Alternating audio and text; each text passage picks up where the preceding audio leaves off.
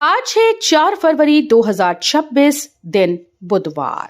नमस्कार, दिल्ली न्यूज में आपका बहुत बहुत स्वागत है। चलिए देखते हैं आज की 25 फटाफट काम की और महत्वपूर्ण बड़ी खबरों को। पर इससे पहले वीडियो को लाइक करना बिल्कुल न भूलें। दिल्ली में होली दिवाली पर 17 लाख परिवारों को फ्री गैस सिलेंडर। दिल्ली सरकार ने राजधानी के गरीब परिवारों के लिए बड़ा तोहफा दिया है। मुख्यमंत्री रेखा गुप्ता ने घोषणा की है कि होली और दिवाली पर 17 लाख से ज्यादा राशन कार्ड धारकों को मुफ्त एलपीजी सिलेंडर मिलेगा। इसके लिए 242 करोड़ रुपए का बजट मंजूर किया गया। प्रत्येक सिलेंडर का पैसा लगभग 853 रुपए डायरेक्ट बेनिफिट ट्रांसफर के जरिए सीधे लाभार्थियों के बैंक खातों में जमा किया जाएगा। पुरानी दिल्ली का कायाकल्प, पर्यटन और विरासत संरक्षण अब सीएम के हाथ। पुरानी दिल्ली को विश्व स्तरीय पर्यटन केंद्र बनाने की दिशा में बड़ा कदम उठाया गया। मुख्यमंत्री रेखा गुप्ता को शाहजहानाबाद रीडेवलपमेंट कॉरपोरेशन का अध्यक्ष नियुक्त किया गया। सीएम ने कहा कि पुरानी दिल्ली के समग्र पुनर्विकास और विरासत संरक्षण को प्राथमिकता दी जाएगी। संकरी गलियों में बिजली के तार भूमिगत होंगे। ट्रैफिक जाम से राहत के लिए योजना बनेगी और मल्टी लेवल पार्किंग विकसित की जाएगी। हवेलियों और गलियों के सुधार के साथ स्वच्छता और पेयजल आपूर्ति सुनिश्चित की जाएगी। दिल्ली सरकार ने निजी स्कूल्स में फीस बढ़ोतरी पर फिलहाल ब्रेक लगाया। दिल्ली सरकार ने स्पष्ट किया कि राजधानी के निजी स्कूल्स में फीस बढ़ोतरी फिलहाल नहीं होगी। स्कूल को SLFRC यानी स्कूल स्तरीय फीस रेगुलेटरी कमेटी के फैसले तक किसी भी तरह की बढ़ोतरी की अनुमति नहीं है। शिक्षा मंत्री आशीष सूद ने कहा कि 1 अप्रैल 2026 से शुरू होने वाले सेशन में स्कूल पिछले सेशन वाली फीस ही वसूलेंगे। नई फीस कानून सीधे तौर पर 2026-27 से लागू होगा। केंद्र के सहयोग से दिल्ली की सड़कों का बदलेगा चेहरा। दिल्ली की टूटी और जर्जर सड़कों को जल्द ही नई पहचान मिलने वाली है। केंद्र सरकार के सहयोग से दिल्ली सरकार अगले वित्त वर्ष में सड़कों के विकास का बड़ा अभियान शुरू करने जा रही है। पीडब्ल्यूडी मंत्री प्रवेश वर्मा के अनुसार केंद्र से करीब 1200 करोड़ रुपए की सहायता मिलने की उम्मीद है, जिससे लगभग 500 किलोमीटर सड़कों का कायाकल्प किया जाएगा। दिल्ली एनसीआर में वायु गुणवत्ता फिर रेड जोन में, सांस लेना मुश्किल। दिल्ली एनसीआर में एक दिन की राहत के बाद वायु गुणवत्ता फिर गंभीर रूप से बिगड़ गई। आनंद विहार, चांदनी चौक, नेहरू नगर और ओखला जैसे इलाकों में AQI 300 से ऊपर दर्ज किया गया, जिससे सांस लेने में दिक्कत हो रही है। नोएडा और गाजियाबाद के हालात चिंताजनक हैं। मौसम विभाग के अनुसार आने वाले दिनों में कोहरा और गलन भरी ठंड जारी रहेगी। विशेषज्ञों का कहना है कि ठंडी हवाओं और कम गति वाली हवा के कारण प्रदूषक कण वायुमंडल में फंसे हैं। दिल्ली हाईकोर्ट ने MCD को दिया आदेश, मंडावली में अवैध रेहड़ी पटरी हटाएं। दिल्ली हाईकोर्ट ने मंडावली इलाके में अवैध रेहड़ी पटरी और अतिक्रमण के खिलाफ MCD और PWD को सख्त आदेश दिया है। जस्टिस अमित बंसल ने 4 हफ्तों में स्टेटस रिपोर्ट दाखिल करने को कहा है। याचिका में बताया गया कि श्रीराम चौक से शुरू होने वाली मेन सड़क पर लगातार अतिक्रमण और अनाधिकृत पार्किंग से आम लोग, बुजुर्ग, बच्चे और स्कूल जाने वाले छात्रों की आवाजाही बाधित हो रही है। जीपे, फोन पे, पेटीएम यूजर्स के लिए राहत। UPI पेमेंट रहेगा पूरी तरह से मुफ्त। केंद्र सरकार ने UPI यूजर्स को बड़ी राहत दी है। वित्त मंत्री निर्मला सीतारमण ने बजट में UPI और रुपे डेबिट कार्ड के लिए 2000 करोड़ रुपए की सब्सिडी का ऐलान किया। इसका उद्देश्य UPI लेन देन को मुफ्त बनाए रखना है। हाल के दिनों में UPI भुगतान पर शुल्क लगाने की चर्चाएं तेज थी, लेकिन अब साफ हो गया कि डिजिटल पेमेंट पर कोई अतिरिक्त चार्ज नहीं लगेगा। दिल्ली विश्वविद्यालय में पहली बार लिटरेचर फेस्टिवल का आयोजन। दिल्ली विश्वविद्यालय में पहली बार दिल्ली यूनिवर्सिटी लिटरेचर फेस्टिवल आयोजित किया जा रहा है। ये 3 दिवसीय महोत्सव 12, 13 और 14 फरवरी को नॉर्थ कैंपस के मल्टीपर्पज स्टेडियम, रग्बी स्टेडियम और शंकर लाल हॉल में होगा। उद्घाटन समारोह केंद्रीय शिक्षा मंत्री धर्मेंद्र प्रधान करेंगे। महोत्सव में साहित्य, सिनेमा, मीडिया, शिक्षा और सामाजिक सरोकारों से जुड़े 50 से अधिक प्रतिष्ठित व्यक्ति हिस्सा लेंगे, जिसमें पंकज त्रिपाठी और खान सर प्रमुख हैं। होम लोन धारकों को राहत, निर्माण से पहले ब्याज पर भी मिलेगा टैक्स छूट। होम लोन लेने वालों के लिए केंद्र सरकार ने बड़ी खुशखबरी दी। सरकार ने स्पष्ट किया कि नए आयकर अधिनियम में होम लोन पर मिलने वाली टैक्स छूट का दायरा बढ़ाया जाएगा। अब तक मकान बनने के बाद ब्याज पर टैक्स छूट मिलती थी, लेकिन नए प्रावधान के तहत निर्माण से पहले चुकाए गए ब्याज पर भी लाभ मिलेगा। मकान का कब्जा मिलने के बाद खरीदार 5 किश्तों में हर साल 2 लाख रुपए तक की कर कटौती का फायदा उठा सकेंगे। जेएनयू प्रशासन ने वार्डन्स और छात्रों को दी कड़ी चेतावनी और निलंबन। जवाहरलाल नेहरू विश्वविद्यालय प्रशासन ने परिसर में अवैध निर्माण को लेकर सख्त कदम उठाया। हॉस्टल वार्डन्स को 48 घंटे में सभी अवैध निर्माण हटाने का अल्टीमेटम दिया गया। पेरियार हॉस्टल के लॉन में घरेलू सहायक के लिए बने अवैध कमरे को भी हटाने का आदेश शामिल है। साथ ही नवंबर 2025 में फेस रिकॉग्निशन सिस्टम में तोड़फोड़ के आरोप में 5 पीएचडी छात्रों, जिनमें छात्र संघ के 4 पदाधिकारी शामिल हैं, को 2 सेमेस्टर के लिए निलंबित कर दिया गया। पाइपलाइन सुधार परियोजनाओं से 11% आबादी को मिलेगा सीधा लाभ। दिल्ली में इस साल 2026 में चंद्रावल का नया जल शोधन संयंत्र चालू होने की उम्मीद है। 599 करोड़ रुपए की लागत से बनने वाला यह संयंत्र 105 MGD पानी की आपूर्ति करेगा और राजधानी के 92 वर्ग किलोमीटर क्षेत्र को कवर करेगा। इसके साथ ही 1331 करोड़ रुपए की लागत से पाइपलाइन बदली जा रही हैं, जिससे लीकेज कम होगा और पानी की गुणवत्ता बेहतर होगी। डीयू में छात्रों ने यूजीसी इक्विटी रेगुलेशंस पर स्टे के खिलाफ किया प्रदर्शन। दिल्ली विश्वविद्यालय की लॉ फैकल्टी के बाहर छात्रों ने यूजीसी इक्विटी रेगुलेशंस 2026 पर सुप्रीम कोर्ट द्वारा लगाए गए स्टे के खिलाफ प्रदर्शन किया। छात्रों का कहना है कि उच्च शिक्षा संस्थानों में आज भी जातिगत भेदभाव मौजूद है और इसे रोकने के लिए इक्विटी रेगुलेशंस जरूरी हैं। प्रदर्शनकारी छात्रों ने मांग की है कि रेगुलेशंस को रोहित एक्ट के तर्ज पर मजबूत किया जाए। जांच और इक्विटी कमेटीज में SC, ST और OBC का मेजॉरिटी रिप्रेजेंटेशन सुनिश्चित किया जाए और IIT, IIM समेत सभी संस्थानों को इसके दायरे में लाया जाए।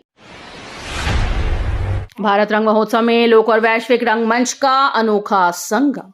नेशनल स्कूल ऑफ ड्रामा द्वारा आयोजित भारत रंग महोत्सव में लोक परंपराओं और वैश्विक रंगमंच का अनूठा संगम देखने को मिला। प्रसिद्ध लोक गायिका मालिनी अवस्थी की पुस्तक चंदन की वाड़ का विमोचन हुआ और उन्होंने संगीतमय प्रस्तुति भी दी। कर्नाटक के उडुपी से आए कलाकारों ने यक्षगान श्रीदेवी महात्म्य से दर्शकों को मंत्रमुग्ध कर दिया। वहीं श्रीलंका के रेड विंग्स थिएटर ग्रुप ने सिंगली नाटक के जरिए वैश्विक सामाजिक सरोकारों को प्रभावी ढंग से मंच पर उतारा।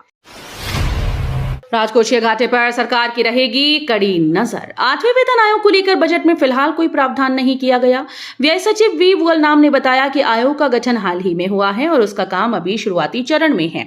उन्होंने कहा कि अभी इसके वित्तीय प्रभाव का कोई आकलन नहीं किया गया। साथ ही उन्होंने स्पष्ट किया कि कर्ज GDP अनुपात अपनाने का मतलब राजकोषीय घाटे की अनदेखी नहीं है।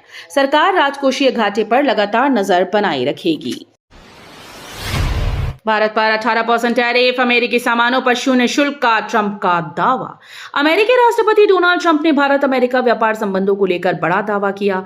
ट्रंप के अनुसार अमेरिका भारत में अमेरिकी सामानों पर शून्य टैरिफ लगाएगा, जबकि भारतीय उत्पादों पर अमेरिकी टैरिफ 50% से घटाकर 18% कर दिया जाएगा। हालांकि इसके बदले भारत को रूस से तेल खरीदना बंद करना होगा। इस पूरे मामले पर भारत सरकार की ओर से अब तक कोई आधिकारिक प्रतिक्रिया सामने नहीं आई है।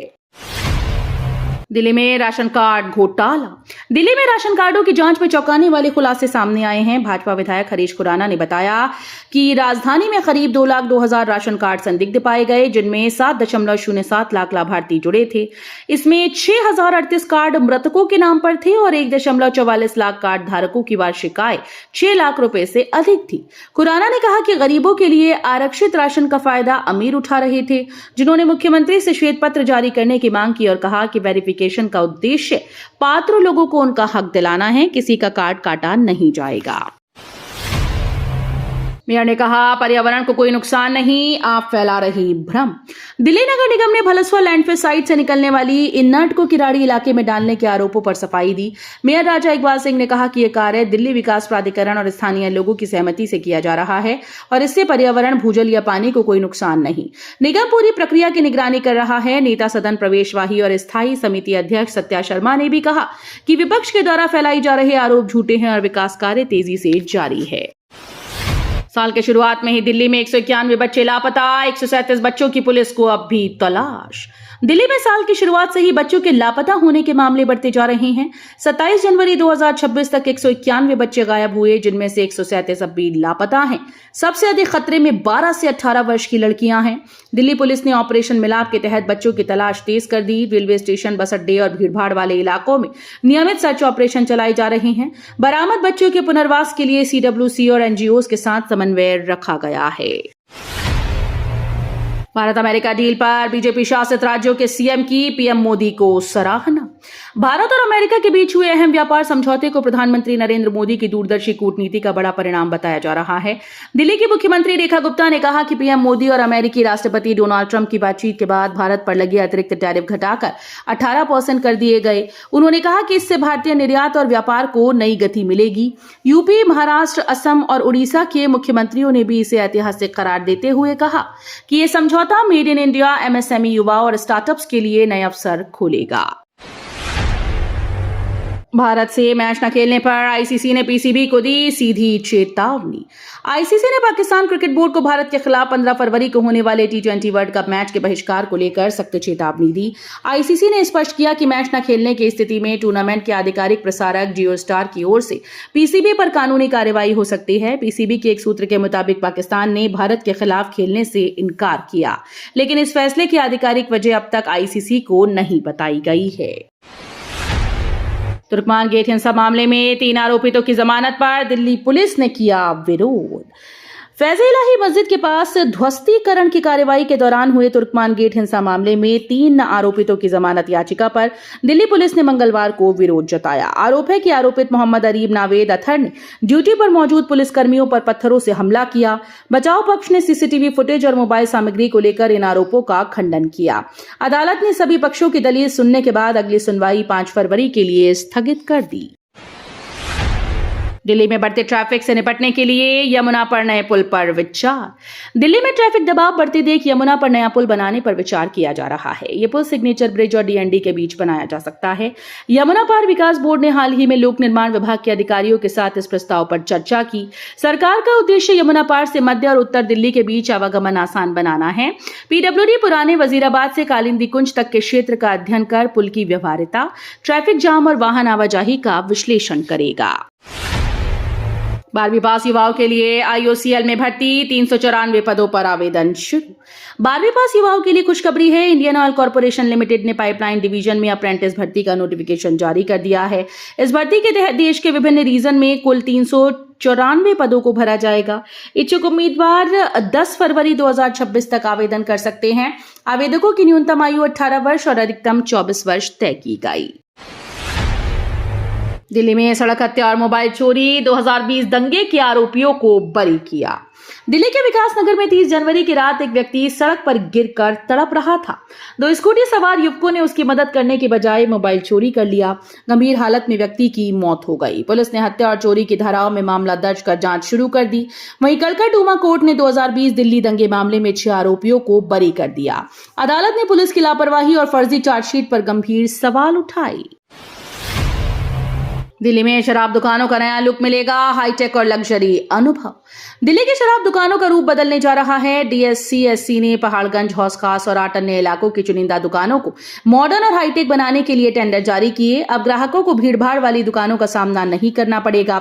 नया आउटलेट्स में प्रीमियम लाइटिंग, आधुनिक फ्लोरिंग, एसी सुविधा, हाईटेक सुरक्षा के साथ सीसीटीवी और फायर सेफ्टी सिस्टम होंगे। तो ये थी आज की बड़ी खबरें। रोजाना ऐसे ही सबसे पहले अपडेट पाने के लिए चैनल को सब्सक्राइब करना बिल्कुल न भूलें। धन्यवाद।